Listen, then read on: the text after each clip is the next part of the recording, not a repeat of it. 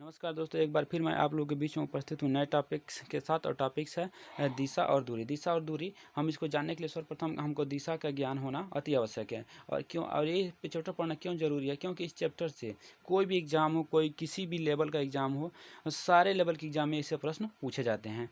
तो हम इससे संबंधित हम प्रश्न भी करेंगे। सबसे पहले हम समझते हैं कैसे इसको हल करेंगे। अगर दिशा ज्ञान नहीं है तो इसमें एक भी प्रश्न आप हल नहीं कर पाएंगे।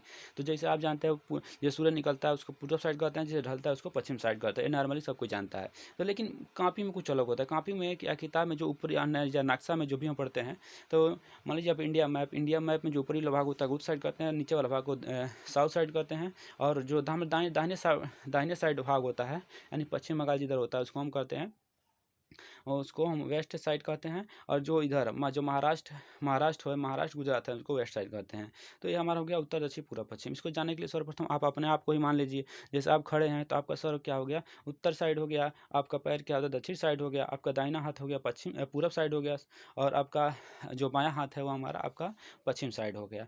तो आप कोई भी नक्शा पढ़ेंगे तो नक्शा का जो ऊपरी वाला भाग रहेगा उत्तर साइड को दर्शाएगा, और नीचे वाला भाग रहेगा दक्षिण साइड को दर्शाएगा। और पूरा वाला जो भाग रहेगा, जो जो आपका दाहिने हाथ में भाग रहेगा पूर्व साइड दर्शाएगा। जो बाएं हाथ में आपका भाग रहेगा वो दक्षिण साइड पश्चिम साइड दर्शाएगा। तो इसके लिए एक कंडीशन है। कंडीशन ये है कि उसमें मतलब ऐसा एरो बना रहेगा कि कौन सा ऊपर साइड है इसका। जिधर यन लिखा रहेगा हम उसी के ऊपर करेंगे। यानी साउथ वाला ऊपर कर दें तो कह देंगे हाँ सर जी कहा, सर जी तो कहे थे कि किधर ऊपर वाला साइड हमको उत्तर ही पढ़ना है, तो गलत हो जाएगा ना। तो लेकिन शर्त इसमें ये है कि मतलब जो इसका जो इसका दिया जो डाटा दिया रहेगा उस पर बनाया रहेगा कि नॉर्थ पोल कौन है और साउथ पोल कौन है इसका, और ईस्ट पोल कौन है, वेस्ट कौन बनाया रहेगा। तो उसके हिसाब से हम करेंगे तो हमको होगा। ये नहीं कोई किसी को पकड़ के टांग दिया, पैर पकड़ के, हाँ चल चल तुम्हारा पैरवा दक्षिण साइड है ना, तो ऊपर दक्षिण साइड है, तो गलत हो जाएगा ना। ऐसा नहीं करना है। तो यहाँ पे हम लिखे हैं कि दायां हाथ पूर्व दिशा और बायां हाथ पश्चिम दिशा और सिर उत्तर दिशा और पैर हमको दक्षिण दिशा, ऐसा हमको करना है। तो आइए हम प्रश्न देखते हैं। जो आप प्रश्न देख रहे हैं, प्रश्न है नीलिमा अपने घर से प्रारंभ करके उत्तर की ओर एक मंदिर में जाती है। मान लीजिए ये नीलिमा हो गई, ठीक है, ये नीलिमा हो गई। और मान लीजिए ये इसका ये घर है, ठीक है। और ये यहाँ पे एक मंदिर की ओर जाती है, ठीक है। तो हम आइए यहाँ पे प्रश्न के हिसाब से करेंगे। नीलिमा अपने घर से प्रारंभ करके उत्तर की ओर एक मंदिर में जाती है। मान लीजिए इसके घर ये हो गया, मान लीजिए नीलिमा का घर ये हो रहा है। अब उत्तर हमारा कौन सा है? उत्तर हमारा ऊपर वाला साइड हम उत्तर मानेंगे। तो मान लीजिए इधर कहीं मंदिर है, तो यहाँ तक गई, मान लीजिए ये मंदिर हो गया, ठीक है।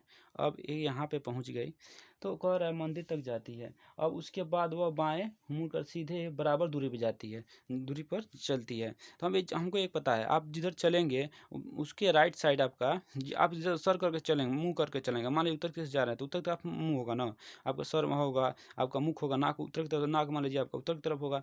तो जिधर आपका नाक होगा उसके मतलब ये दायां होगा या ये बायां होगा। ये नहीं कि हम उत्तर की तरफ तो चढ़ रहे हैं तो पीछे की तरफ दायां बायां थोड़ी होगा, तो ऐसे होगा। अब यहाँ पे इसका राइट हो गया, इसका दायां हो गया, ये बायां हो गया। अब प्रश्न कह रहा है कि वह उसके बाद वह बाएं मुड़ कर सीधे बराबर दूरी पर चलती है। यानी जब नीलिमा घर से मंदिर की तरफ जाती है, यहाँ पहुँच जाती है, तो यहाँ से फिर बाएं मुड़कर बराबर दूरी पर चलती है। तो मान लीजिए बायां मुड़ गया, ये डिस्टेंस थोड़ा दूर छोटा बड़ा हो सकता है, क्योंकि मतलब दोनों सेम सेम सेम मानेंगे, बराबर है। और फिर इसको हम लेफ्ट राइट हम इसको सिंबल दे देंगे, क्योंकि हमको प्रश्न जो सॉल्व करने में आसानी होगी। लेकिन ये जरूर लिखें, इसको लिखना मत भूलें, ये हमेशा लिखें। कोई भी जो दिशा और दूरी का प्रश्न आए इसमें से ये जरूर लिखें। ये नहीं तो एक मतलब हम अच्छे से नहीं कर पाएंगे, मिस्टेक हो जाएगा। ये हमेशा इसको जरूर लिखें, जरूर लिखें, इसको ध्यान रखें। और फिर कह रहा है वहाँ से और बाजार से कुछ खरीद कर लाती है। मान लीजिए यहाँ पे बाजार करती है, यहाँ पे बाजार करती है, से कुछ खरीदती है, और फिर बाएं मुड़कर चलती है और पुस्तकालय पहुँचने के लिए उतनी ही तय करती, फिर यहाँ से बाएं मुड़ जाती है। मान लीजिए यहाँ से बाएं मुड़ गई, ये सेम मतलब ये भी दूरी सब दूरी क्या है, ये दूरी सब क्या है, ये दूरी सब क्या है, बराबर है। अब बाएं मुड़ के फिर यहाँ पे यह कहाँ है, पुस्तकालय है, यह पुस्तकालय है, ठीक है, यहाँ पुस्तकालय आ गई। अब कह रहा है पुस्तकालय पहुंचने के लिए उतनी दूरी तय करती है। मतलब पूछा पुस्तकालय में ये भी दूरी बराबर है, ये भी दूरी बराबर है, ये भी दूरी बराबर है, पुस्तकालय पहुंच गए। अब जितनी दूरी तय करती है, जितनी दूरी उसने जितनी दूरी उसने घर से चलकर मंदिर की ओर जाती हुई तय की थी, वह फिर से बाएं मुड़ती है और अपने घर पहुंचने तक चलती है। उसके रास्ते में किस आकार की बनने की संभावना है।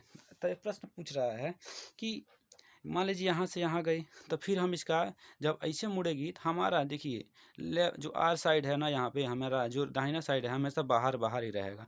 तो मान लीजिए इधर बाहर बाहर ही रहेगा, तो यहाँ पे हमारा RAL हो गया।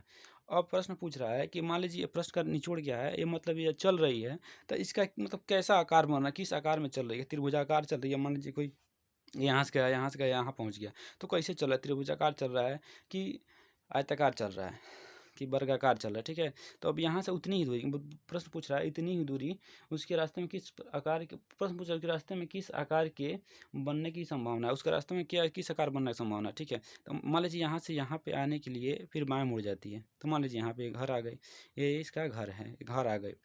अब जो कि सारी दूरी बराबर है, तो हम इसमें कुछ जब जब सारी भुजाएं बराबर होती हैं तो हम इसको क्या बोलते हैं, वर्ग। तो इसमें क्या होगा, जब सारी भुजाएं बराती ये जो आती है तो क्या हम बोलेंगे इसको कि आयताकार, मतलब आयताकार चलती है। जो वर्ग होगा, चूंकि वर्ग इसमें नहीं दिया गया, सारी भुजाएं जब बराबर होती है तो वर्ग होती है, क्योंकि प्रश्न में इसमें वर्ग नहीं दिया गया था, हम इसका वर्गाकार होगा। तो चूंकि इसमें नहीं दिया गया है तो हम इसको क्या करेंगे, हम इसको आयताकार मानेंगे, क्योंकि सारे इसकी लंबाई बराबर है, इसका वर्ग होगा।